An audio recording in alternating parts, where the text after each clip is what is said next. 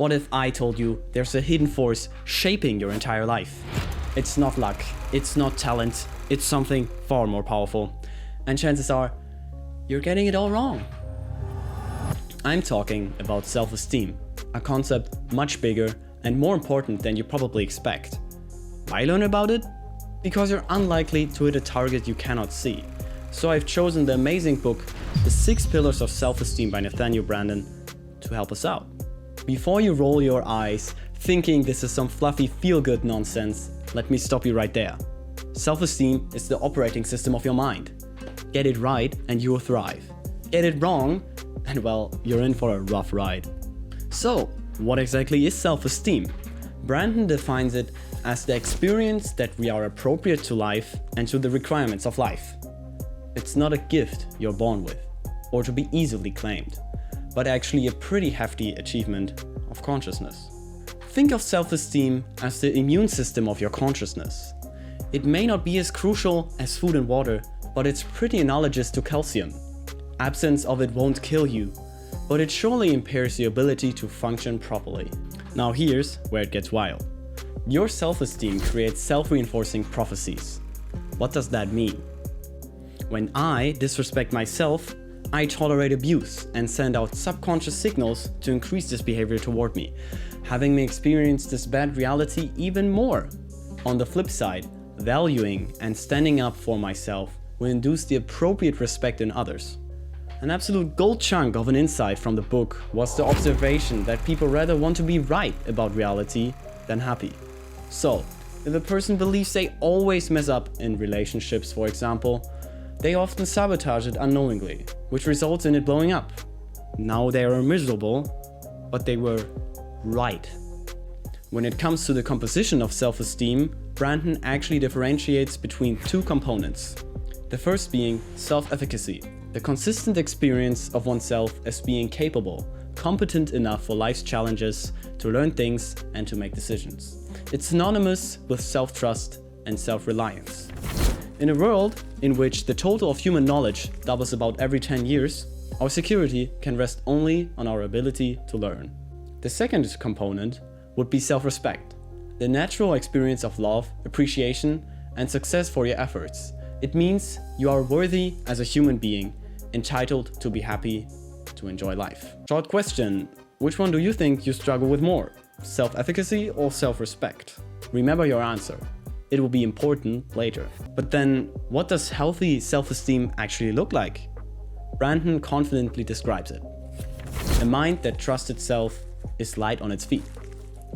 Well, such a person takes joy in life just for being themselves, is curious and has a relaxed manner, faces truth head-on, dealing with it rationally, not being in denial or betraying their mind. Resultingly, Branden concludes this with the statement that high self-esteem is intrinsically reality-oriented.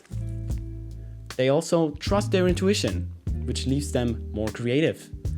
They are good at handling change, adapting to new things without fear. They are willing to admit and correct their mistakes, and they are highly collaborative and kind. Notice the theme of relaxation here. Relaxation implies that we are not hiding from ourselves and are not at war with who we are. But of course, let's also view the other side of the spectrum. Fear and pain should be treated as signals not to close our eyes, but to open them wider. When you possess low self-esteem, you're actively influenced by fear. Rather than living for satisfaction, you avoid suffering. You tend to avoid logical conclusions to negative experiences and instead create the most damaging explanation. This can spiral downwards dangerously, as you can actually give up, which further renders you unconscious towards the critical state you're in. Your mind won't bother to struggle for something it regards as impossible. The tragedy is, low self-esteem tries to escape the terror of life, find safety, instead of embracing self-expression. Remember, a ship in a harbor is safe, but that is not what ships are built for. Now, let's dive into Branden's 6 pillars, finally. These aren't just concepts, they're practices. Daily habits that build your self-esteem muscle. While self-esteem is something you experience, these practices are what you do. As Branden says, What determines the level of self-esteem is what the individual does. The first pillar is the practice of living consciously. Our mind is our basic tool of survival. Betray it, and self-esteem suffers. Being more conscious means to live with more awareness, not betraying your mind. You start to notice your inner processes and not immediately act on emotions, but rather observe them. It's about being present, active rather than passive, ensuring your actions align with your values. The worst form of avoidance of consciousness are addictions. We fully blind ourselves to the damage they cause. Branden puts it well. Self-destruction is an act best performed in the dark. Just a quick check. On a scale of 1 to 10, how present are you right now? Pillar number 2 is the practice of self-acceptance. Again, it's something you do. This has 3 layers. The first being for yourself fundamentally, instead of having an adversarial relationship with yourself. The second one meaning that you're being open to experience all your thoughts and emotions, not suppressing them, but embracing them instead. And the last layer, having compassion for yourself. Admitting mistakes instead of rationalizing, but not tear yourself up about them. It all doesn't mean you need to like everything you notice, but you need to consciously integrate those facts into your mind. I literally can't forgive myself for an action I will not acknowledge having taken. The third pillar is self-responsibility. No one owes me the fulfillment of my wishes is the main insight. It's the idea that you, and only you alone, are responsible for the achievement of your desires. No one will save or complete you, and no one owes you fulfillment of your wishes. This is empowering, as it puts your life back in your own hands. Don't confuse it with literally being responsible for every feature of your reality though. If you attach your self-esteem on things outside of your control, you put it in jeopardy. Disown responsibility for things in your control, and you also mess up your self-esteem. My life does not belong to others, and I am not here on earth to live up to someone else's expectations. That is actually the main idea about the fourth practice, self-assertiveness. It's about honoring your wants, needs and values, and looking for appropriate ways to express them in reality. This doesn't mean being aggressive or pushy, but rather standing up for yourself and being authentic in all your interactions.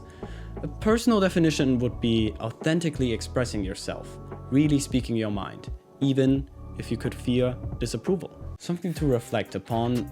When was the last time you expressed your true feelings or opinions, even when it was difficult? If I don't do something, nothing is going to change. The fifth pillar means living purposefully. This is all about setting goals and working towards them. It's not just dreaming about what you want, but actually taking steps to make it happen. To live purposefully is to use our powers for the attainment of your goals we have selected. But to be very specific here, mainly your self-esteem is not drawn from the results / the attainment of your goals, but rather the personal processes you developed and use. Quick task. How do your personal processes for attaining your goals look like? What makes you competent as an individual? When we behave in ways that conflict with our judgment of what is appropriate, we lose faith in our own eyes. Last but not least is the practice of personal integrity. This is about walking your talk, living in alignment with your values and beliefs.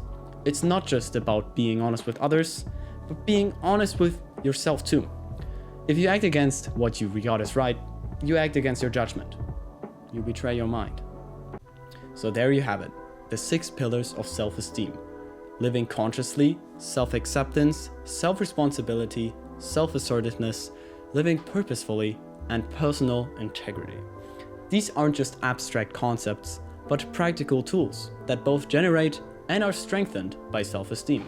The journey to strong self-esteem isn't always easy, but every small step counts. Even a 5% improvement can make a significant difference over time. So I challenge you, pick one pillar that resonates with you the most and focus on it for the next week.